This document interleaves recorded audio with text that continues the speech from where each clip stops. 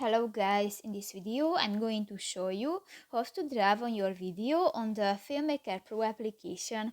But first of all, I just want to mention, please don't forget to subscribe to our channel because at 100,000 subscribers we are going to show you our YouTube revenue statistics and growth strategy how to make money online.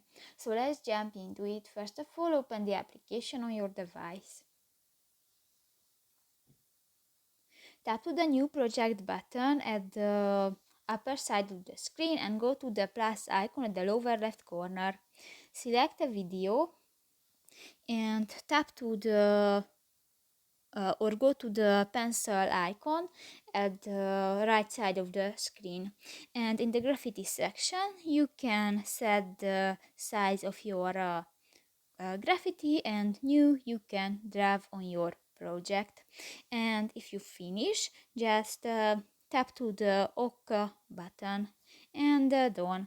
So that's pretty much it for this video, guys. See you in the next one. Bye bye.